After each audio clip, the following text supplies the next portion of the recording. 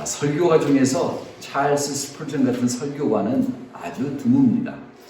많은 설교가가 이 땅에 와 있었지만은 스펄전만이 설교의 황태자라 이런 칭호를 부여받았어요. 그가 교회 역사상 위대한 설교가가 아니라면은 가장 위대한 설교가 아니라 할지라도 적어도 5손가락에 꼽히는 사람인 것은 분명합니다. 신학대학원의 강의라든지 혹은 목사님의 설교를 논할 때에는 항상 스펄전이 그 이름이 항상 오르내립니다. 그의 설교는 많은 사람들에게, 특별히 목회자들에게 도움이 될 뿐만 아니라 많은 통찰력을 주는데 그는 약 한 100여 년 전의 사람이에요. 1834년부터 1892년까지 20세부터 스펄전은 런던에 있는 침례교회 목사로 부임을 받아가지고 1891년 6월 7일에 그 설교를 끝냅니다. 그리고 그 다음 1월에 하나님의 부르심을 받고 이 세상을 떠납니다. 그 당시에 그 설교를 듣던 교인 수가 6천여 명이라는 말이 있어요. 요새는 아주 대형교회가 많으니까 6천 명 그러면 감동이 잘 안 오는데 스펄전의 일대기를 기록한 작가의 말에 의하면 설교 시간에는 사람들이 줄을 서가지고 더 좋은 자리에 앉으려고 들려가라는 사람들로 긴 행렬을 항상 이루곤 했다고 합니다. 콘서트 같은 거예요.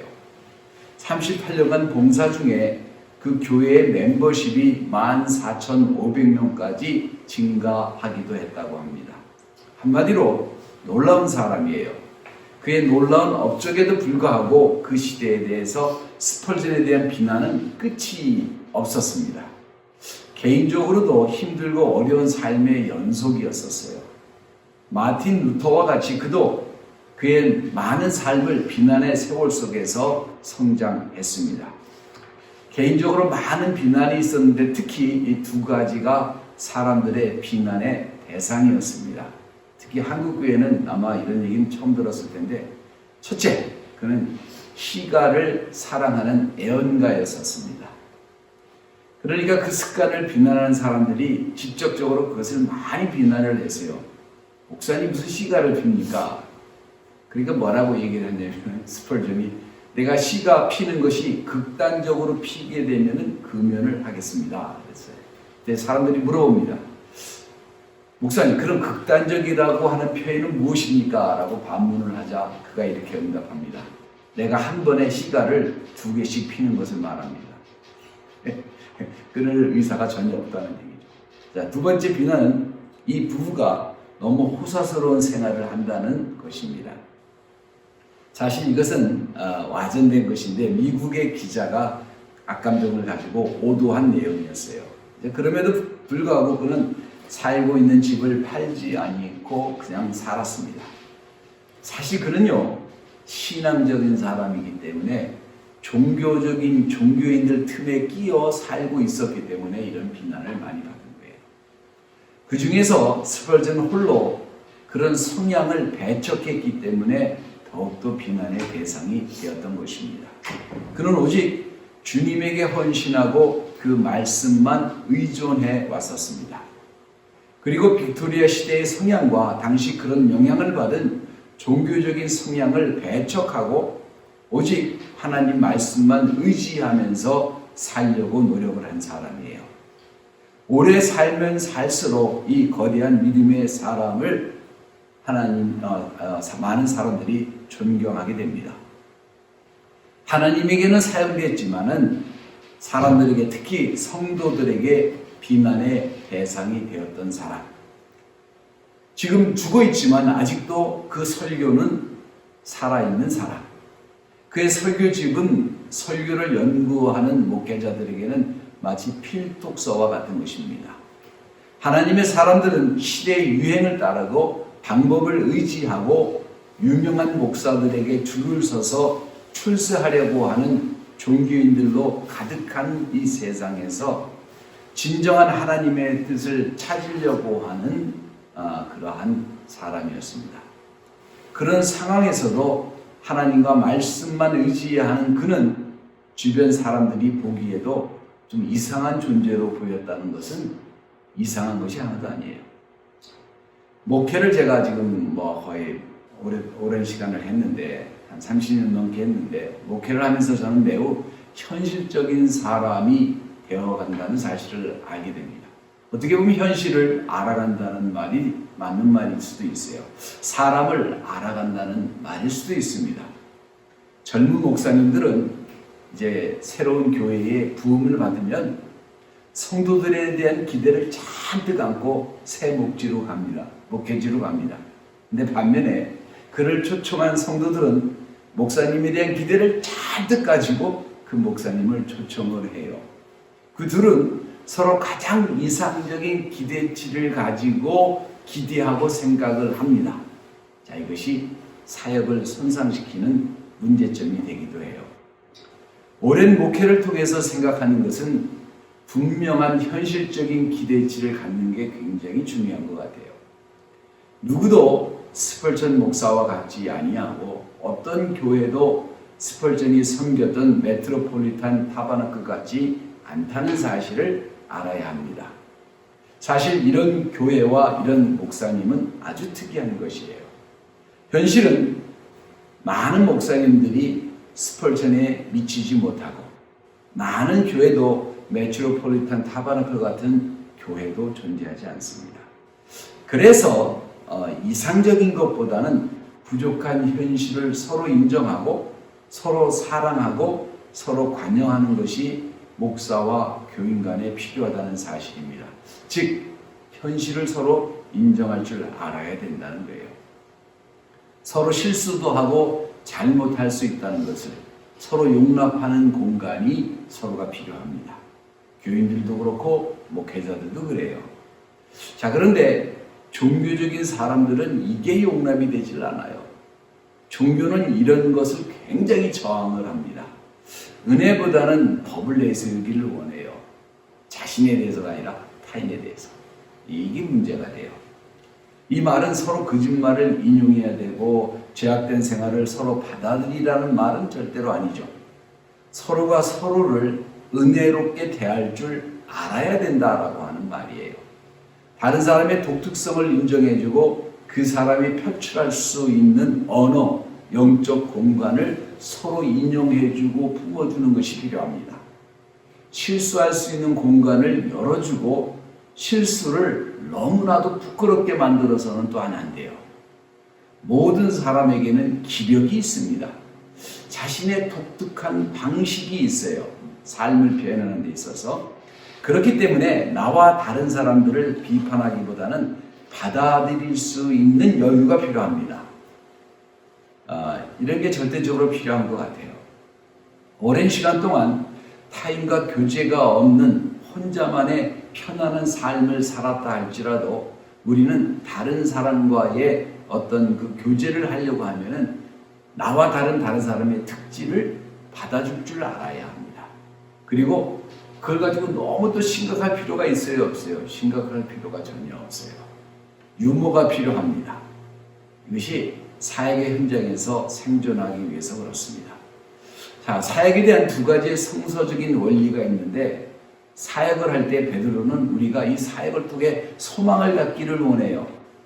베드로가 여기에 대해서 충고를 하는데 종교적인 것을 강요한 적이 단 한순간도 없습니다. 자, 통찰력을 우리에게 심어줘요. 베드로전서 5장 1절과 2절에 너희 중 장로들에게 권하노니 나는 함께 장로된 자요 그리스도의 고난의 증인이요 나타날 영광에 참여할 자로다. 너희 중에 있는 2절 하나님의 양부리를 취되 부득불함으로 하지 말고 오직 하나님의 뜻을 쫓아 지원함으로 하며 더러운 일을 위하여 하지 말고 오직 즐거운 뜻으로 하며 라고 이렇게 얘기를 합니다. 자, 여기서 장로, 너희들 중에 장로들에게 권하니 그러니까 장로는 장로교회에서 있는 장로직을 말하는 것이 아닙니다. 장로는 사실은 신약성경에서 얘기하는 언급하는 장로는 교회를 이끄는 목회자들을 말합니다. 자, 먼저 원리는 목회자들은 지도자의 위치에 대한 특권의식이 없어져야 합니다.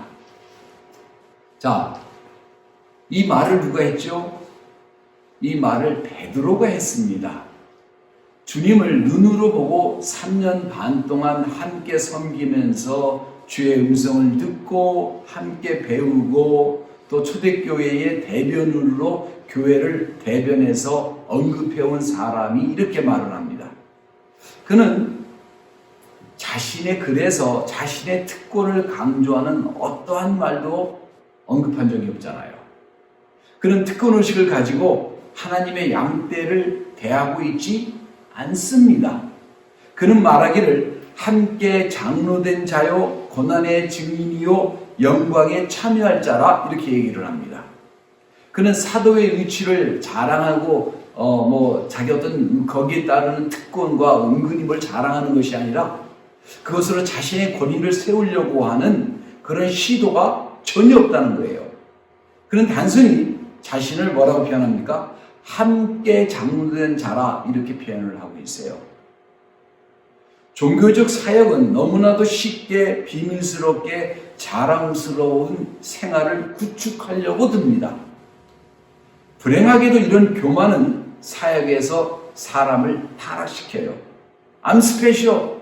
나는 특별한 존재야 라고 그렇게 만들어버리게 되는 거예요. 많은 사역자들은 사람들 앞에서 복음을 증거합니다. 특별한 게 있다면 그게 특별한 거예요. 이거를 알아야 됩니다. 정기적으로 수많은 사람들 앞에 서서 복음을 전하면서 신뢰가 필요하고 존중이 필요하고 존경을 먹고 삽니다. 누구도 그 삶에 도전하는 경우가 많지 않습니다. 이들의 설교는 도전받지도 않고 검증되지도 않은 상태 속에서 사람들 앞에서 공표가 되어집니다. 심지어는 제가 어떤 목사님도 만나봤냐면 자기가 설교하는 설교는 오류가 없다 이렇게 확실하게 믿고 있는 설교자를 보고서 제가 얼마나 황당했는지 몰라요. 어떻게 그런 말을 하는지 참. 자, 이게 문제인 거죠. 그러나 뒤에서 나름대로 많은 준비를 하시겠지만 잘못된 것을 가르쳐도 누구도 이것에 대해서 이의를 제기하지 않습니다. 사실 모르니까 제기하지 못할 수도 있죠. 특히 목회자가 명성이 생기고 교인이 많아지고 사역이 성장하면은 특히 더욱더 그래요. 이런 분들은 남의 말이 들리지 않고 머리가 커지기 시작을 해요. I'm special. 이게 점점 더 커지죠. 그러면서 내가 본 것만이 옳고 내가 말하는 것이 옳다고 하는 편견에 사로잡힙니다. 반면에 베드로는 그럴 만한데 그렇게 생각하지 않아요, 자신을. 베드로는 자신을 함께 동료된 자라 이렇게 얘기를 합니다. 지금 무슨 얘기예요? 동업자라예요, 동업자.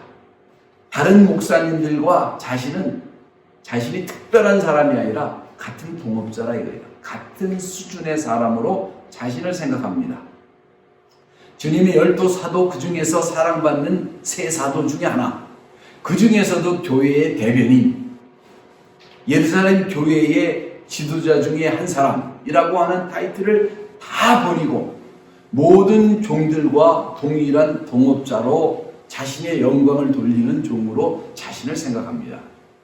당시의 교회는요, 다 가진 교회예요. 20-30명이에요. 20-30명. 그런데 예루살렘 그 큰 교회, 하루아침에 3,000명이 모였고 또 한 5,000명이 넘고 그런 교회에 목회자였던 사람이 내가 누군데라고 생각하는 것이 하나도 없어요. 우리는 그에게 겸손을 배워야 합니다. 아니 사실은요, 교인이 목회자가 교만한 거는 심각한 문제가 있는 거예요. 왜 그러냐면 우리는 다 죄인입니다. 죄인이 교만할 게 있어요, 없어요? 하나도 없어요. 죄인은요, 부끄러운 존재예요. 하나님 앞에 항상 부끄러워요. 항상 부족한 거예요. 근데 죄인이 교만하다? 이게 상당히 모순이에요. 그죠? 기억할 것은 베드로의 이 말을 우리가 경청해야 합니다. 우리가 서 있는 위치에 대한 교만은 하나도 필요가 없는 거예요. 하나님께서 기뻐 영광을 받으셨느냐 아니 받으셨느냐 이게 포인트입니다. 하나님이 기뻐 안 받으셨으면요 얼마나 많은 사람들이 내 설교를 듣고 감탄을 했던 상관이 없어요. 제가 장담하건대 조엘 어스틴 같이 막 수만 명이 그의 설교를 듣고 박수치고 환호하지만 제가 볼 땐 그 사람 천국 못 갈 것 같아요. 그 사람이 증거하는 걸 보면요, 전혀 복음하고는 성경하고는 상관이 없거든요. 예. 그러니까 이거를 기억해야 돼요. 항상 겸손해야 합니다. 자, 두 번째, 목자의 심정을 가져야 합니다. 하나님의 양무리를 치되라고 얘기를 합니다. 원어로 뭐라고 얘기를 했냐면은 목자로 행동하고 양을 치되 이렇게 얘기를 하고 있어요. 자, 양무리는 내가 소유하는 것이 아닙니다. 목회자가 소유하는 것이 아니에요. 누구 거예요? 하나님의 소유입니다. 모든 것은 결국 하나님의 영광을 위해서 우리가 모인 것이고, 하나님의 영광을 위해서 우리가 찬양하는 것이고, 하나님의 영광을 위해서 전도하는 것이고, 하나님의 영광을 위해서 선교하는 것이고, 하나님의 영광을 위해서 우리가 우리 시간과 우리의 헌신을 드리는 거예요. 이 모든 것은 하나님 앞에서 행해져야 되는 것입니다. 다시 말해서 하나님께 복종해야 되고 하나님 밑으로 들어가야 되는 거예요. 이들을 인도하는 것은 의탁받은 목회자가 자의적으로 행하는 것이 아니라 주님의 말씀에 근거해서 모든 것이 이루어져야 된다고 하는 사실입니다. 만약에 양떼를 주님의 심정으로 사랑하지 못한다고 한다면 목회자들은 양치는 일을 멈춰야 합니다. 여러분은 지금 설교를 들으면서 혹자는 생각할 수도 있어요. 나는 평신도인데 내가 무슨 양을 치나. 근데 여러분, 저도 마찬가지지만 여러분도 다 마찬가지예요. 우리가 다 양이자 목자입니다. 우리는 주님의 다 어린 양이자 우리는 또 목자예요. 왜냐하면 교회의 집사로서 새신자를 인도하기도 하고 권사로 인도하기도 하고 연약한 주변에 믿음이 연약한 사람들에 대해서 우리가 양육하는 그런 목자의 역할을 한다는 사실입니다. 자, 그런데 정말로 내가 저 사람을 사랑하는 심정이 없다면 새로운 신자에게 입도 뻥긋하면 안 됩니다. 쓸데없이 교훈을 주려고 그러고 가르치려고 그러면 안 되는 거예요. 이것은 결국 양과 목자가 다 좌절하게 되는 결과를 가져올 수가 있어요. 어떤 목사님 방에 이런 글이 있었던 것이 기억합니다. 돼지에게 노래를 가르치지 말라. 이것은 시간 낭비이고 돼지가 짜증까지 낸다. 자, 혹자는 말합니다. 목자의 심정을 배우겠습니다. 여러분, 목자의 심정은요, 교실에서 배울 수 있는 게 아니에요. 교과서도 없어요. 어떤 이수 과목도 없습니다. 이 목자에게서 사랑을 배우고 그것을 다른 양떼에게 돌려주는 것인데, 이런 마음을 주시는 것을 우리가 사명이라 이렇게 표현을 합니다. 이것은 하나님께서 주시는 은사이지 신학교에서 배우는 것은 아니에요. 자, 이런 것이 없다면 이런 일에서 이런 일을 하지 말아야 합니다. 복음 전도자의 일은 목회는 또 아니에요. 목회는 기능적으로 복음을 전도하는 일과는 상당히 다릅니다. 성경을 잘 가르친다고 해서 목회를 잘 할 수 있는 것도 아니고, 목회에는 뭐가 필요하냐면 사랑과 인내가 필요한 것 같아요. 주인하고 대화를 해보면요, 정말로 지겹게 말을 안 들어요. 그러다 보면 자식을 기르다 보면 그 자식놈들이 지겹게 부모의 말을 안 들어요. 그 단계를 넘어가면 내가 하나님 앞에 지겹게 말을 안 들었구나 하는 사실을 알게 될 겁니다. 자, 하나님의 심정으로 양떼를 바라보고 양떼들의 실수할 공간을 제공해주고 양떼를 그 진심으로 사랑할 수 있는 것, 그러면서도 믿음을 주관하려고 하는 태도보다는 믿음을 내가 주관하지 아니하려고 하는 태도가 필요합니다.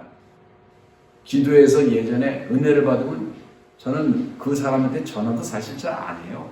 그 사람이 전화하지 않는 한에는 제가 연락을 해본 적이 단 한 순간도 없어요. 근데 재밌는 거는 그 기도에 있는 다른 분들이 그분에게 전화를 해가지고 이렇게 해라 저렇게 해라 계속 뭐냐면은 기도를 이렇게 해라 저렇게 해라 이렇게 해라 믿음을 막 주관하려고 해요. 스탑을 시켜도 그게 잘 안 돼. 왜 그런지 몰라요. 자, 믿음을 주관해서는 안 됩니다. 종교는 특정 분야의 전문가를 고용해서 책임을 주는 것이라고 생각을 합니다. 근데 결과는 이런 종교의 결과는 돈과 권세를 목적으로 하는 사람을 목회자를 그런 사람으로 만들 뿐입니다. 자, 목자가 되는 것은 하나님의 부르심으로 프로페셔널 목자는 하나님이 부르심으로 저는 가능하다고 생각을 해요. 자원을 하거나 아니면 부모가 불러서 목자가 된 사람들은 항상 문제가 심각해요. 사랑하고 격려하고 목자의 모습을 보여주고 인도하고 이런 것들이 교회에 풍성하면은 그 교회는 사실 축복받은 교회입니다. 자, 비종교적인 목자의 세 가지의 태도에 대해서 베드로는 언급합니다. 2절과 3절에 너희 중에 있는 하나님의 양무리를 치되 부득함으로 하지 말고 오직 하나님의 뜻을 쫓아 자원함으로 하며 더러운 일을 위하여 하지 말고 오직 즐거운 뜻으로 하며 맡겨온 자들에게 주장하는 자세를 취하지 말고 오직 양무리의 본이 되라 이렇게 얘기를 합니다. 자, 여기서 세 가지의 특성을 볼 수가 있는데 각기 긍정적인 것을 따르는 부정적인 것도 있습니다. 첫 번째, 부득함으로 하지 말고 하나님의 뜻을 따라 자원하는 마음으로 해라 이렇게 얘기합니다. 둘째, 더러운 이익을 위해서 일하지 말고 즐거운 마음으로 하라 이렇게 얘기합니다. 셋째, 주장하는 자세가 아니라 본으로 모범이 되는 모양으로 해라 이렇게 얘기를 해요. 자원하는 마음, 부득함으로 하지 말라는 겁니다. 억지로 하지 말라는 거예요. 강요해서 하지 말라는 것입니다. 여러분, 부모들이 가만히 보니까 자기 자녀들을 기를 때 학교를 가기 시작하면은 가장 부모들이 힘들어하는 게 애들 깨우는 거예요. 야, 학교 가야지. 아침에 일어나. 이게 뭐냐면 강요가 되는 거예요. 저희는 한 번도 애들을 깨본 적이 없어요. 지들이 일어나서 가게 합니다. 자, 근데 베드로는 학교에 가는 학생들에게 말하는 것이 아니라 누구에게 말하는 거예요? 지금 목자들에게 말하는 것입니다. 재미있는 일화가 있는데 아침에 어머니가 아들을 지금 깨우고 있어요. 야, 일어나! 지금 몇 시인 줄 알아? 그랬더니 아들이 응답을 합니다. 지금 일어나야 되는 이유 세 가지만 얘기해 보세요. 그러니까 엄마가 얘기합니다. 오늘 일요일이니까 예배 드려야지. 둘째, 예배 시간에 지금 40분밖에 안 남았어.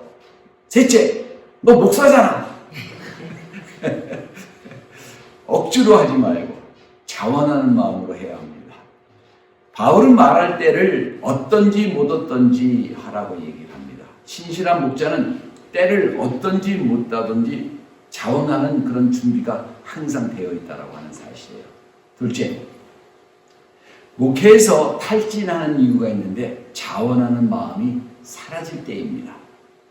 자원하는 마음이란 그렇게 행해야 하는 것 때문에 행하는 것이 아니라 하고 싶어서 하는 거예요. 근데 이런 것을 하는데 하루하고 끝나는 것이 아니기 때문에 마라톤과 같이기 때문에 일주일에 적어도 한 번은 쉬어야 됩니다. 뿐만 아니라 꼭 휴가도 가야 돼요. 영혼을 안식하기 위해서 재충전을 해야 합니다. 뿐만 아니라 순간순간 휴식도 필요해요. 근데요, 재밌는 게 한국교회에서는 우리 목사님은 영적이라 하나님이 은혜를 주셔서 잠을 안 자도 건강하시고 돈이 없어도 잘 먹고 잘 살고 밥을 안 먹어도 배부르고 이렇게 생각하시는 분들이 되게 많고 이렇게 얘기하시는 목회자들도 너무나 많이 봐요. 아마 이런 식으로 삶을 살아가면 하루는 괜찮을지 모르지만 일주일은 버틸려나 이런 식으로 가리키는 사람들이나 이런 식으로 믿는 사람들은 문제가 있습니다. 무슨 말이냐면은 하나님은 우리를 자연 법칙을 통해서 인도하십니다. 공부를 잘하려면 기도하지 마세요. 공부를 잘하려면 공부하세요. 좋은 대학 가려면요, 기도하지 마세요. 좋은 대학 가려면 공부하세요. 열심히 공부하세요. 돈을 벌려면 여러분 월급쟁이에서는 곤란해요. 사업을 하세요. 근데 사업하다 망하는 경우가 되게 많습니다. 아무튼 뭐 그래요. 이게 자연법칙이에요. 자연법칙. 건강해지려면 기도하지 마세요. 운동하세요. 운동. 그리고 좀 맛있는 거 많이 먹고 좋은 음식 많이 먹고 그러시면 됩니다. 여러분 자지 않고 기도하고 그러면요 건강을 해칩니다. 이거 오래 못합니다. 이런 거를 내가 이렇게 했는데도 멀쩡하다. 이거는 기적이라고 해요. 자연 법칙을 어긋나는 것을 기적이라고 합니다. 근데 여러분 삶 속에 기적이 몇 번이나 있었나요? 여러분 날마다 이런 기적 속에 살아요? 다 뻥이에요. 이런 말을 하는 사람이나 이런 걸 믿는 사람이나 수준이 거기서 거기니까 그런 건데 이런 거를 믿으면 안 되는 거예요. 목회처럼 신경 많은 쓰는 일은요, 특히 더 그래요. 내가 특별해서 하나님이 은혜 주셔서 괜찮아? 이런 쇼는요, 나중에 강요를 받게 되고 자신 스스로도 문제가 생기고 힘이 들어요. 원하는 마음이 사라집니다. 웃는 얼굴 같지만 속으로는 울다 지쳐가지고 못하겠다고 나가 떨어질 수밖에 없는 거예요. 목회자들이 모인 곳에 가면 여러분 생각하시기에는 기쁨이 넘치고 감사가 넘치고 주님을 섬기는 감격이 넘칠 것 같아요? 제가 가봤더니요, 장례식장 온 것 같아요. 다 죽어 있어요. 왜? 목회가 힘들다는 얘기예요. 과로에다가 과도한 일을 많이 하다 보니까 휴식이 필요한데 휴식은 없고 은혜는 고갈돼 있고 내가 남과 다르다고 막 가리키다 보니까 보여줄 것도 없고 그러다가 보니까 뭐예요? 남보다 덜 자야 되고 남보다 더 희생해야 되는 모습을 보여주려고 하다 보니까 자신의 육적인 학대가 영적인 능력이라고 착각을 하는 거예요. 이게 문제입니다. 이거요, 오래 하면 빨리 갑니다. 아주 일찍 가요. 많은 목회자들이 탈진하고 쓰러지고 일찍 병 얻고 가는 이유가 여기에 있어요. 예전에 제가 그런 생각도 했었는데, 교회가 많이 성장을 하면은 이 불쌍한 목사님들, 사모님들 모시고 1년에 한 번씩 좋은 호텔에 가서 쉬게 해줄 마음도 많았었어요. 왜? 그분들에게 휴식을 주고 싶어서, 눈치 안 보는 휴식을 주고 싶어서. 제가 가만히 보니까 많은 목회자들이 이 교인들 눈치 보느라고, 특별히 요새는 교회가 목사 중심이 아니라 교인 중심이 돼가지고 목사는 전문 경영이고 그 다음에 장로나 집사님들이 뭐냐면 주주예요, 오너예요. 그래서 말 안 들으면 갈아버려요. 이 하와이는 특히 이게 심한데 그냥 말 안 들으면 갈아버려요. 저 같은 사람을 만나면 목사님도 당황하고, 저는 그런 목사님들 보면 또 굉장히 당황해하는 경향이 있는데 되게 불쌍해요, 보니까. 예. 그러니까 뭐예요? 힘들죠. 여러분, 셀교회를 왜 하는 줄 아세요? 이런 시스템을 바꾸려고 셀교회를 사실 하는 건데, 그게 원래 목적인데 그 목적이 다 사라졌어요. 여러분 그거 아세요? 전쟁이 일어나면 소대장이 제일 많이 죽어요. 왜냐하면 최전선에서 싸우니까. 하나님 나라에서도 목사님들이 제일 많이 다칩니다. 왜? 이들이 쓰러지면 하나님 나라의 확장에 지장이 오기 때문에 사단의 공격 타깃이 되는 거예요. 이들이 건강하면 하나님 나라가 더 힘을 낼 수가 있습니다. 이런 분들을 돌봐야 합니다. 그래서 양들에게 말합니다. 여러분의 목자들을 사랑해 주시기를 바랍니다. 기대를 조금 낮추고 귀한 것은 서로 좀 나눠주고, 목자를 한번 힘들게 하면은 목자는요, 일주일 힘들어요. 아니, 한 달이 힘든 사람도 있어요. 근데 이렇게 생각하죠. 난 다 한 번 했을 뿐인데, 여러분, 돌아가면서 한 번씩 해보세요. 100명이 돌아가면서 한 번씩 해보세요. 네? 힘든 거예요, 다 이것이. 그래서 시험에 들지 말기를 기도하고 간구하고 권면하고, 항상 서로 예의를 바르게 대해주고 대접도 잘해주고 필요도 채워주고 무엇보다도 더 기도해 줄 필요가 있다라고 하는 사실입니다. 열심으로 해야 합니다. 베드로의 말을 기억해 보십시오.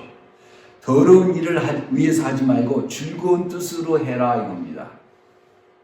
베드로서 5장 이제 너희 중에 있는 하나님의 양무리를 치되 부득함으로 하지 말고 오직 하나님의 뜻을 쫓아 자원함으로 하며 이를 더러운 일을 위하지 말고 오직 즐거운 뜻으로 하며 그럽니다.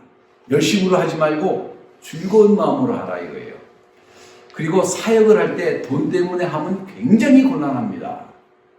여러분, 돈이 목적이 되면요, 하나님의 영광을 하나님이 받으실 수가 없어요. 돈이 목적이 되면, 목회자가, 지도자가 돈이 목적이 되면 어떻게 되겠어요? 돈 많은 사람의 노예가 됩니다. 제 친구가 큰 교회, 아주 명망 있는 교회에 갔어요. 근데 사업을 크게 하니까 11조를 크게 하는데, 아들이 결혼을 하는데 담임 목사님이 주례를 안 서주는 거예요. 그러니까 아들이 담임 목사에게 주례를 부탁한다고 했을 때 해봐라. 근데 우리 목사님은 주례를 안 해준다고 그랬는데 이 아들이 가서 주례를 부탁했는데 의외로 바로 해주겠다는 얘기를 들었어요. 이상하다. 바꾸실 텐데. 그래서 은혜스럽게 결혼식이 다 끝난 다음에 평소에 이 목사님이 얘기하기를 현금으로 좀 이렇게 부모님하고도 하고 해라. 그런 얘기를 많이 해서 현금을 준비해서 딱 드렸더니 그냥 넙죽 받아가지고 채성서랍에 넣어드리는 거예요. 그래가지고 돌아서서 이 한국 사람들은 눈치도 빠르고 사업하는 사람들은 특히 이게 빨라서 생각을 해보니까 내가 VIP였구나. 관리 대상이었구나. 일반 사람들은 다 부목사가 주례를 해주는데 돈이 많은 내가, 헌금을 많이 하는 내가 아들이 가서 부탁을 하니까 오케이를 한 거고, 이런 식이면 내가 생각했던 교회가 아닌데 라고 생각을 했기 때문에 나 가나안 교회에 대해서 그래. 가나안 교회가 뭐냐 했더니 안나가 교회래요. 그게 한국에 200만 명이 넘는다고 얘기를 합니다. 이제 그런 거를 본 거예요. 이거 참 문제죠. 여러분, 돈을 벌려면 비즈니스를 하십시오. 돈을 얻기 위해 사람들의 비리를 구해야 되고, 그럼 그들의 영혼을 누가 구합니까? 이게 또 뭐 사실 적성이 맞아야 되긴 해요. 우리는 목이 굳어가지고 굽신거리지도 못하지만 아무튼 목회자들에게 말합니다. 하나님을 섬기고 그 뜻을 따르는 것, 즉 한 영혼을 구하는 것이 목적이지 돈이 목적이라고 한다면, 그런 마음이 가졌다면 우리는 직업을 바꿔야 합니다. 사업하시기를 원합니다. 숨은 동기를 살펴보기를 바랍니다. 여러분의 동기는 무엇입니까? 여러분의 동기는 하나님의 나라에서 다 살피게 될 것이라는 사실이에요. 반면에 열정을 가진 목자는 얼마나 아름다웁니까? 이런 사람들은 감염성이 상당히 강합니다. 한 영혼을 사랑하고 하나님의 영광을 바라보고, 그리고 드리는 헌신, 찬양, 수고는 정말 귀한 것입니다. 베드로가 말합니다. 그 자원하는 마음으로 해라. 자, 마지막으로 베드로는 양무리에게 본이 되라고 얘기합니다. 베드로전서 5장 3절에 맡기운 자들에게 주장하는 자세를 하지 말고 오직 양무리의 본이 되라. 여러분, 본이 되는 게 굉장히 어려운 거예요. 예전에 우리 한국사에서 왜 출세하려고 하는지 아세요? 출세를 하면은요, 힘이 들지 않아요. 남들에게 힘든 일은 시키면 됩니다. 나는 힘든 일을 하지 않으면 됩니다.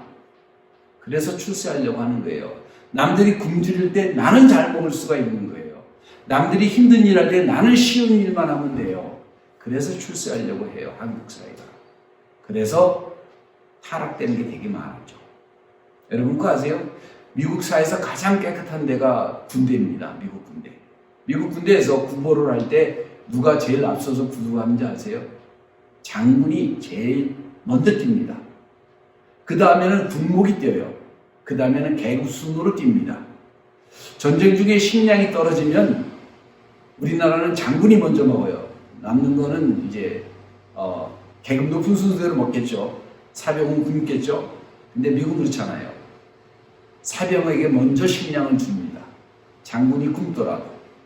왜 미국 군대가 세상에서 최고의 강한 군대인지 그 이유는 간단합니다. 이런 태도가 군인을 하나로 묶습니다. 이 본이 되는 것은 약함을 상징하는 것이 아니에요.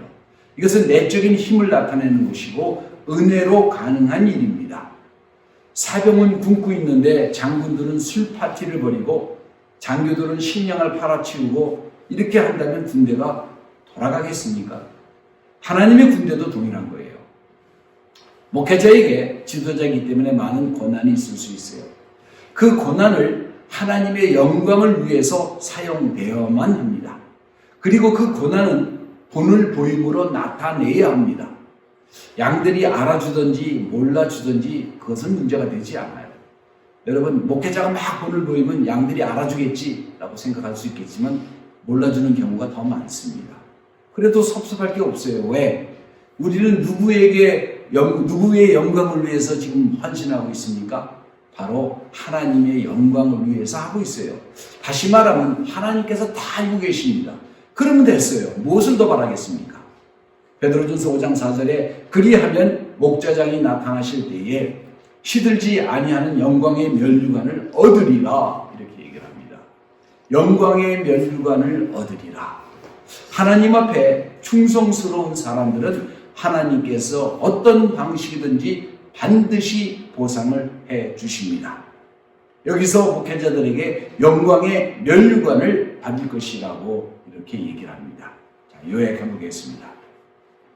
지도자로 불림을 받았다고 한다면 정말로 따르는 본인이 돼야 됩니다. 내가 먼저 하나님 말씀 앞에 순종하는 삶을 살아야 합니다.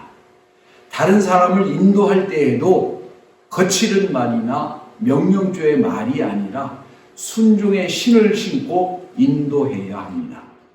그리고 기억해야 할 것은 자신의 역할을 가대평가하지 말고 과소평가하지도 마시기 바랍니다.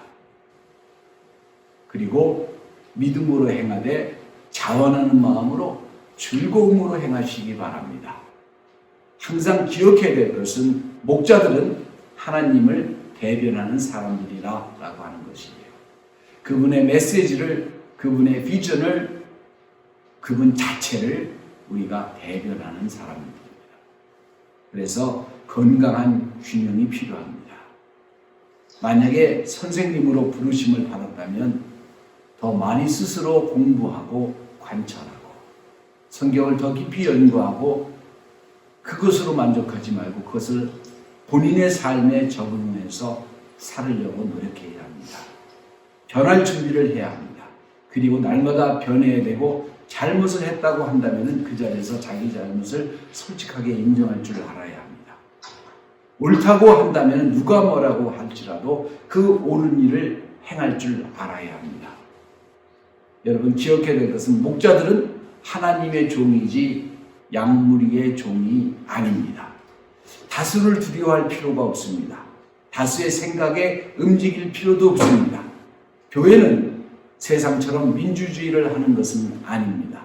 그래서 목사는 투표에서 95%를 이겨도 그 5% 때문에 아파하지만은 세상의 정치인들은요, 한 표만 이겨도 끝입니다.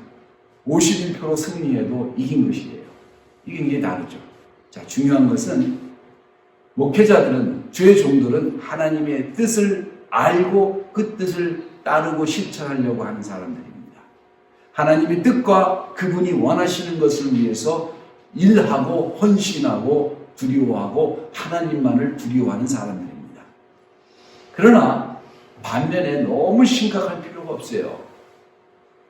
그것을 갖다가 무슨 막 너무 심각해가지고 막 종교인의 모습을 가지면 안 됩니다. 스스로를 즐길 줄 알아야 합니다. 운동도 하고 농담도 즐기고 재밌는 것도 하고 영적인 것이 변비걸림처럼 말하고 행동하는 것은 절대로 아닙니다. 세상세를 다 죄를 지고 가는 듯한 행동을 취하지도 마십시오. 예수께서 이미 세상 때는 다 해결하셨습니다. 뭐가 힘든 게 있다고 변비 걸린 사람처럼 행동하십니까? 자, 마지막으로 즐거움으로 행하시기 바랍니다. 하나님께서 우리 각 사람을 사용하시는 것은 영광스러운 일입니다. 하나님 일에 동참할 수 있다는 자체가 영광입니다. 만약에 내가 다음 대통령 캠프에서 일을 할 수 있다면 여러분은 얼마나 여러분의 인생이 재밌겠어요? 반드시 미래가 보장되어 있다면 내가 믿는 그 사람이 대통령이 되면 나도 한 자리를 얻게 될 것이고 여러분의 숨은 일들도 다 보상을 받게 된다면 조금 힘들다고 하더라도 여러분 그만하시겠습니까? 여러분 왜 사람들이 선거운동을 그렇게 열심히 하시는 줄 아세요? 국가를 위해서. 이거 굉장히 순진한 생각입니다. 그 결과에 따라서 나의 미래가 결정되기 때문에 그래요. 그러나 여러분 우리의 사역은 만군의 주 하나님의 영광을 위해서 하는 일입니다. 그분께서 보상해 주는 일을 하는 것입니다. 아니 그분의 일에 동참하는 것만으로도 영광스럽다는 사실이에요. 그 일을 행한다는 것 기쁨으로 어찌 행하지 아니할 수 있습니까? 사단은 할 수 있다면 가장 먼저 목자를 공격하고 그리고 양무리를 흩기를 원합니다. 그러므로 여러분의 목자를 사랑하고 여러분의 목자의 힘이 되어주시기 바랍니다. 여러분의 목자의 필요도 채워주시고 기도도 해주시고 교제도 하고 은혜도 함께 나누십시오. 감사하는 마음과 함께 여러분의 목자와 함께 하시고 목자를 변호해 주시고 보호해 주시고 지켜주시기 바랍니다. 모든 목자가 다 스펄전이 아닙니다. 우리는 다 그런 교인도 아닙니다. 그러나 우리는 다 같은 하나님의 종들이고 양들이고 목자들입니다. 그분의 영광을 위해서 삽니다. 그분만을 위해서 기도하시겠습니다. 사랑의 주님, 감사와 찬송과 영광과 존귀를 아버지 앞에 드립니다. 양이자 목자로 부름받은 저희들, 자루나 우루나 치우치지 아니하고 세상이 이끄는 대로 종교인의 행태를 갖지 아니하며 신앙인으로 서서 담대하게 구별되어서 하나님을 기뻐하고 하나님을 찬양하고 하나님의 말씀을 즐거워하고 그 의를 기뻐하고 행하기를 즐거워하는 저희들로 다 발견되게 하시고 하나님 보시기에 참으로 사랑스럽고 칭찬받을 만한 그런 하나님의 사람으로 남는 축복이 우리의 남은 삶 가운데 있게 하여 주옵소서. 작은 일이나 큰 일에도 흔들리지 아니하고 아버지 영광을 드러내는데 주저하는 일 없이 우리 주 예수 그리스도를 찬양하는 같은 마음, 같은 무리로 서게 하여 주옵소서.